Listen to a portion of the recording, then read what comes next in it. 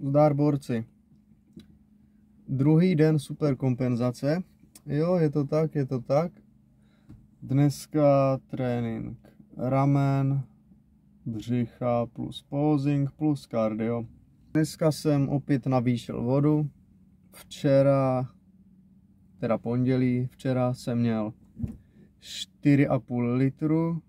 Dneska 6 litrů.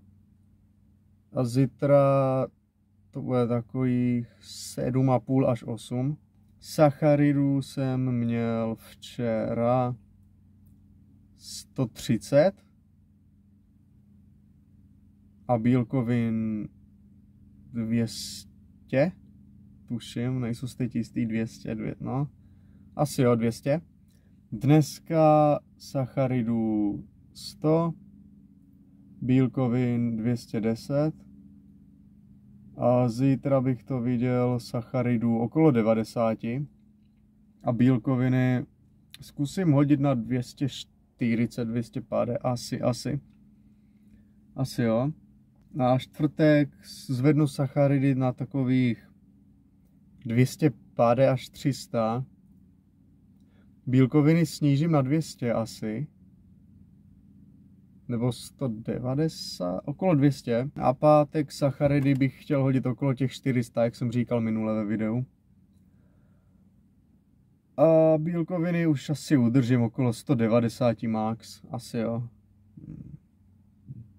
Takže tak, zbývá mi vypít už jen 1,5 litru.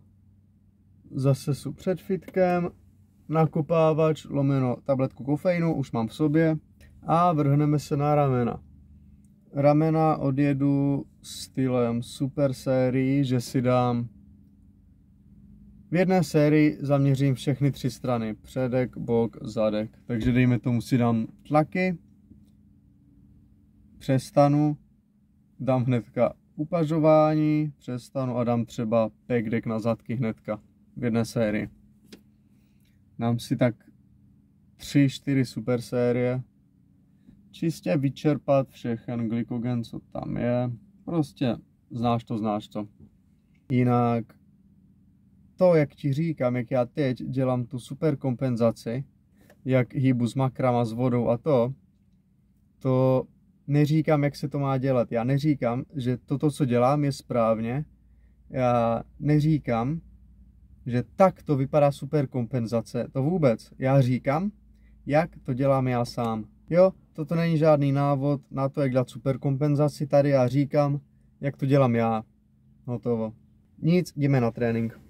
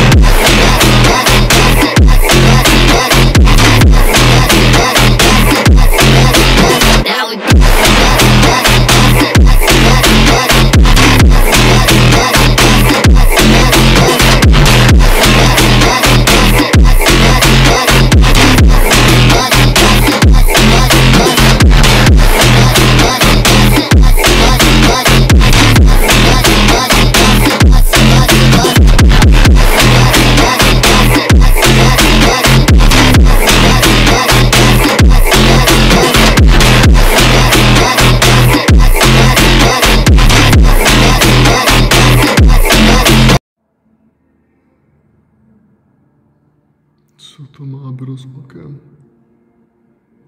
Píčo.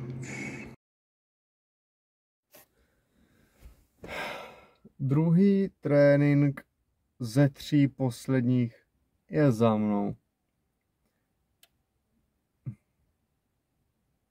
Já už potřebuji aspoň trošku víc sacharidu nebo nakopávač, protože vůbec necítím žádnou pumpu, nic. Já prostě jedu pohyb. Fakt jedu pohyb, vůbec necítím, že by jsem byl napumpený. Jako vidím zrcadla, že jsou napumpený, ale vůbec to necítím. Fakt nemám ani náladu chodit do toho fitka teď, to je úplně k ničemu. Ten nakopávač to pro mě je něco, co prostě patří už k tomu procesu. Já když si ho nedám, tak ani nevím, že se jde cvičit. Prostě nedostanu tu náladu. Ten nakopávač to je něco, co prostě... Vem si, že chceš jet autem. Musíš první nastartovat, abys jel. Abys dobře jel, musíš právě nastartovat. Já, aby jsem si dobře užil trénink, aby jsem dobře cvičil, si musím dát nakopávač. Ty vole. Kámo, ale teď si představ, já když mám teď takový detox od nakopávačů už. Nakopáč jsem měl od soboty, takže neděla, pondělí, úterý, pak ho nebudu mít středa, čtvrtek, pátek. Já ho nebudu mít vlastně ještě 2 týdny, až do dalších závodů. Vem si, že když po takové době bez nakopávačů si pak dám, vole, 2 odměrky kreku. Kámo, to bude taká šupa. Jenom to vydržet, jenom to vydržet. Každopádně jo, natočil jsem ti, ne všechny ne, první super sérii na ramena jsem ti nenatočil. Jako první jsem jel upažování ve stoje, jednoručkama. Pak hned jsem si sedl na lavicu, jel jsem tlaky. A pak jsem jel hned v zápětí taky ten cvik na zadky, jak si ležíš opřený o lavicu a jedeš taky ten pohyb na zadky. To byla první super série a další už tam mám natočené všechny, to jsi už viděl. Nakonec jsem si dal teda břicho. Teď jedu dom na 15 minut kardio.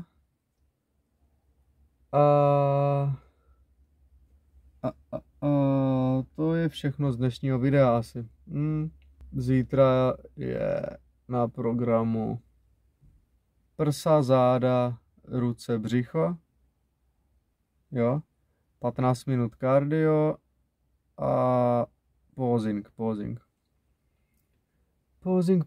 Ten je potřeba doladit, ale už jsem rád, že volná sestava už začíná nějak vypadat, už v tom nezmatkuju, už tam jsou víc sebejistý v tom, jaká póza kdy přijde, takže to třeba nějak zvládnu. No, takže zítra poslední trénink, čtvrtek, pátek, asi si zajedu jenom zapózovat čistě, trénink posingu, to asi, ale jo, natočím si každý den teďka z té super kompenzace. Každý den ti zaznamenám. Hej, ty tréninky jsou fakt ale na hovno. Čistě na kofeinu.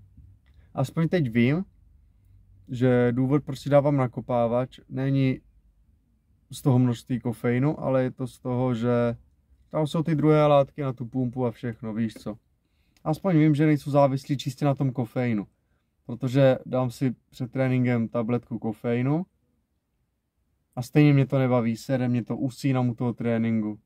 Ale třeba strašně na hovno se mi teď pózuje, jak piju strašně moc vody. Tak mám strašně nafouklé břicho a vůbec se necítím dobře v těch pózách. Jsou úplně prázdný, prostě zalétý, není to hezké. Už se těším, až ta voda pomalu začne odtékat a zase to vyleze, naplním to, nacukruju, to budu vypadat zase dobře, ty vole. Hlavně to nepokazit, ať to na závodech vypadá dobře.